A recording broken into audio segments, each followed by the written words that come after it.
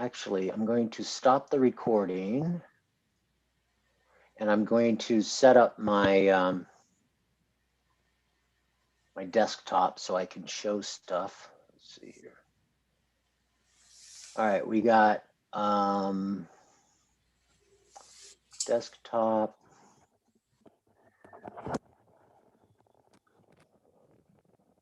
I'm going to go ahead and pull up some documents. Let's see here. There it is. Okay. I'm going to pull up this.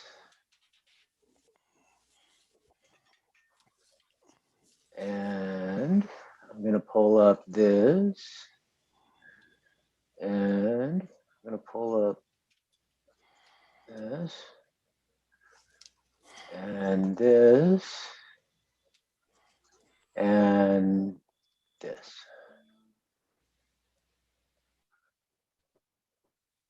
Let's see if that's working. Okay. All right. So let me go back to my Zoom. And let's go ahead and record.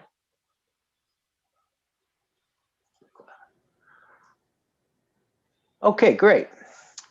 All right, Jim. So you're looking to do a mail out, right? Yes. Okay. So I'm going to go ahead and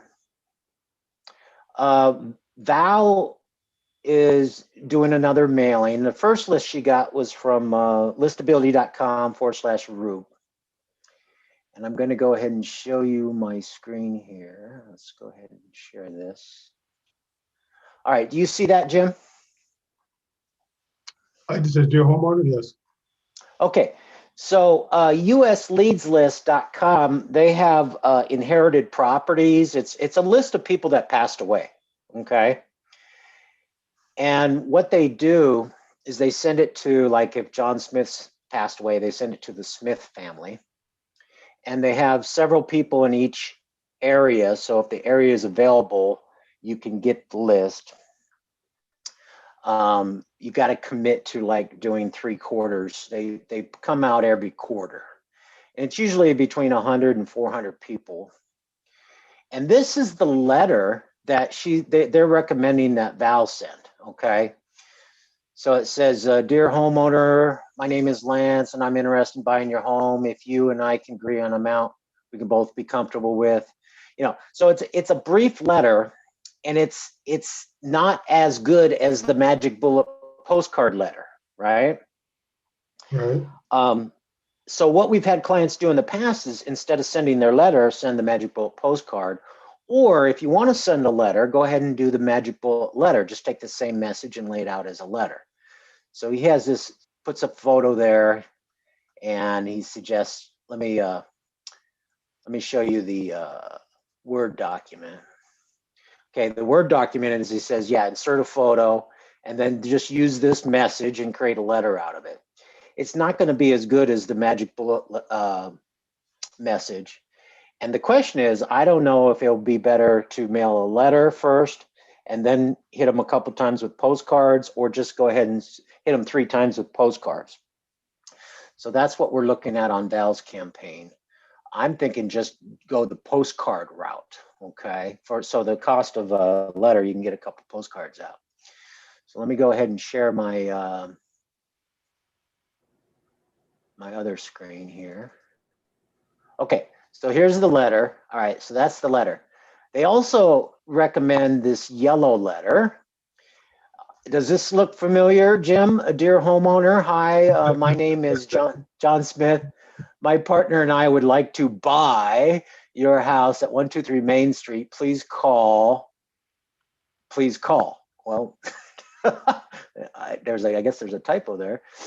Thanks, John. So this is the brief yellow letter. Again, I'd rather have a fuller message and get better response as opposed to maximum response, because this will get you a lot of junk calls.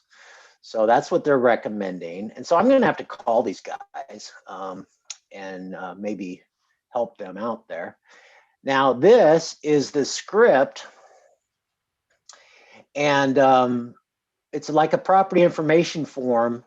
And the property information form in the free and clear cash machine and in my other courses is the script that's in my programs. That's what I recommend as far as using the script. This script is not that good. It's sufficient, but we have a better script. Using the WOW formula and building rapport and all that. So I'm not impressed with this stuff. And then now this is Val's postcard proof that she sent me today. And you're familiar with the Magic Bullet postcard message? Yes. Okay. Yeah. So this is like the latest update. I do have like a new update that Val's using, so I'll get that to you into your program. We just changed, let's see. We're looking to own more real estate in your area and can offer you top dollar because of our long-term buy and hold approach. So if you're interested in selling, you can now avoid. And then this is what we changed. Typical costs that eat away at your equity, like agent commissions and improvements to please a picky buyer. So the older message talked about like the bad economy and that type of thing. So we just changed that a little bit. All right. So otherwise, yeah, now she's actually doing this on USPS.com. She's using an old typewriter font as suggested. And she's got all the merge fields in there. So this looks real good. This should work good. Do you have any questions on that? No, Richard, that's pretty that's pretty straightforward there. Yeah, it's pretty straightforward. And what else? So the boot camp is going to be February 4th, 5th, and 6th. So I'll be working with Boomershine's office to I have to actually get in there and play with that property list manager, Jim. So I can explain it better and then ensure that they have an opportunity for you to go ahead and get in there and order lists through them. So I have to figure out how you would do that. So I'll keep you posted on that. Should have that by next. For now, using mrbilly.com/Roop. Yes. Yeah. We go in there and absentee owners with equity is still a good list. Where are you located, Jim? I am in Tucson, Arizona. Tucson, Arizona. Is it a hot market? It is red hot. Average time on market for anything below medium is about 5 days. Okay. So what's important, and I'll go ahead and show you this. What you want to offer in your marketing is in a hot market. This special report, change your report so it says sell your house as is for a fair price on the date of your choice. Go ahead and change your report to say sell your house as is for top dollar on the date of your choice. Okay. Okay. Because that's what you can offer in a hot market. And on the other side, it says we can buy your property as is for top dollar and close whenever you're ready. So you want to kind of stress that in your marketing, that you can pay top dollar. It says, I'm confident we can offer you more than any other buyer today when we purchase your property. So that's our marketing advantage. But yeah, it might be better to get more targeted on your list in a hot market. So, and that's the property list manager allows you to do that. We'll see what other kind of lists they might be able to get. Stack different lists, so you get a smaller list, but it's more targeted list. Like tax delinquents and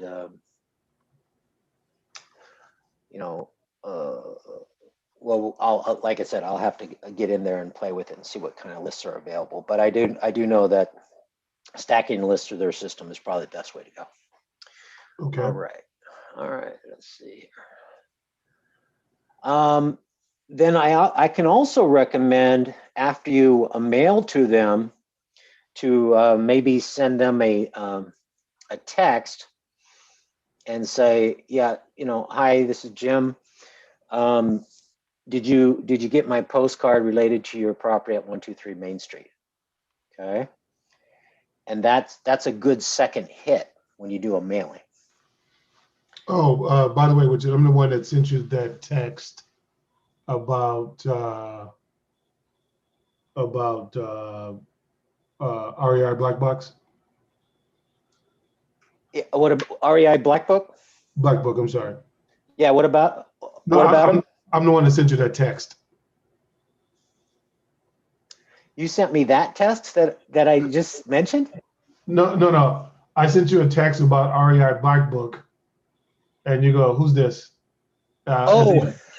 then you put you gave me the link that you recommend. Okay. Okay, / do deals. Yes.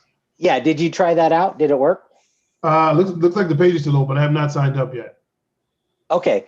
Yeah, they were going to end that offer. So if it still works, yeah, go ahead and take advantage of that. Yeah, and yeah, you can do the texting through their platform. Okay, but were you going to recommend something else about the texting? No, yeah, what I was going to say is, and we'll cover this at the boot camp as well. You want to take your mailing list that you have and then go ahead and skip trace it, right? Mm-hmm. And then go ahead and text them and say, hey, did you get my postcard? And what you're trying to be vague like that so that you can get the maximum people responding, that so you can find out if you got the right person or not. And Keon Razi is going to talk about that during the boot camp. He's going to kind of lay out those basic strategies, and he's got a pretty good platform for skip tracing. But REI Black Book also has one too, so I don't know how it compares. Oh, okay. So yeah, I think they offer skip tracing as well. What other questions do you have, Jim?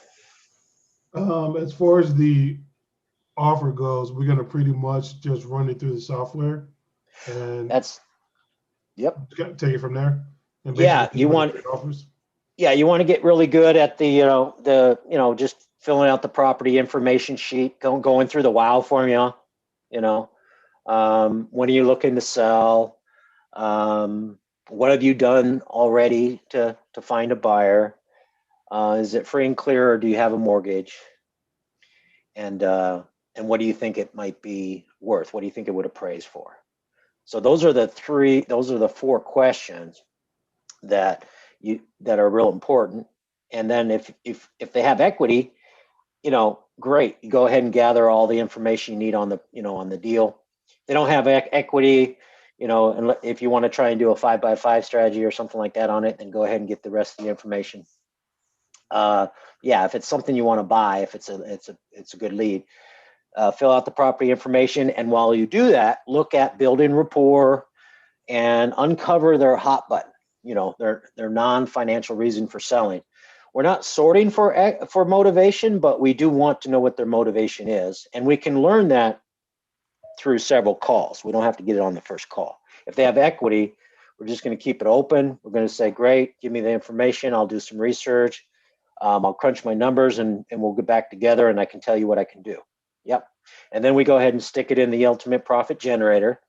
And then when you do that, Jim, at this point, I'll be happy to take a look at your UPG and see if it's make sure that are you familiar with using the UPG? Do you have good experience with that? Yeah, I think I'm good enough with the basics. I think Richard, I think to at least enough to put everything in there. Yeah, if you want to email it to me and have me take a quick look at it, there might be a few tweaks. I can look at it real quickly to see if it makes sense, and if it doesn't, I can find out what's wrong with it. Okay. And I think maybe on the next couple, let's do that, just to make sure. Like Val sent me one, and for the extra money that we can get from a tenant buyer, instead of being $330, it was like $1,300. Okay. Oh, wow.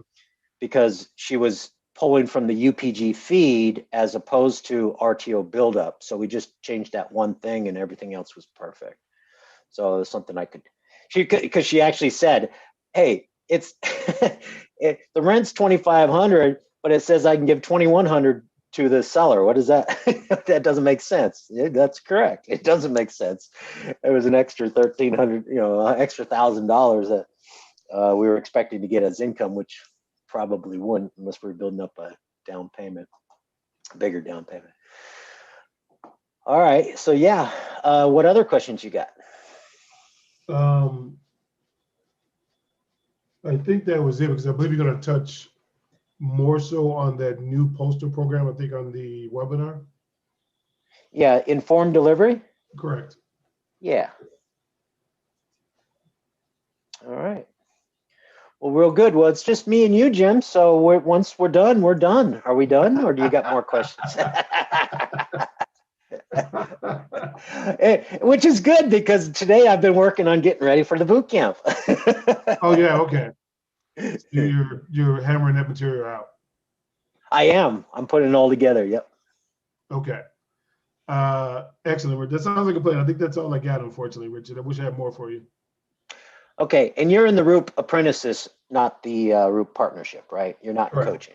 Correct. Okay, because we got a coaching call on Thursday, and but yeah, next week is the boot camp. We usually have a ultimate training webinar first week of the month, but next week is the boot camp. So let me know if you need anything, and then we'll talk to you soon, Jim. Okay. Sounds like a plan, Richard. Thank you, sir. All right, buddy. Glad you showed up. Thanks. All right. Bye-bye. All right.